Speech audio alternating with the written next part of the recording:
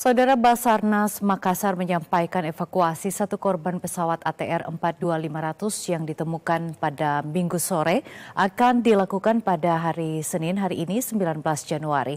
Hal ini disebabkan kondisi cuaca tidak memungkinkan untuk upaya evakuasi.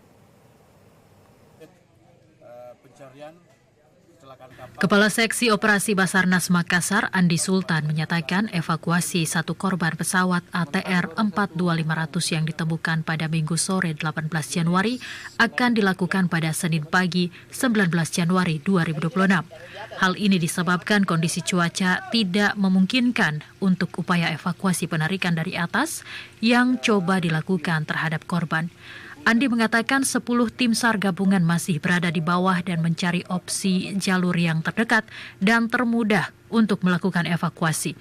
Namun jika kondisi cuaca masih tidak memungkinkan untuk proses evakuasi, maka Basarnas akan meminta bantuan dari masyarakat hingga Manggala Agni.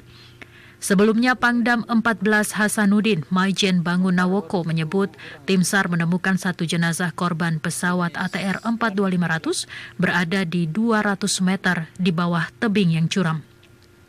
Maijen Bangun menjelaskan jenazah yang sudah berhasil dimasukkan ke kantong jenazah, namun proses evakuasi terkendala tebing yang sangat curam, vegetasi cukup rapat, dan hujan deras, serta kabut tebal sehingga tim harus memperhatikan faktor keamanan.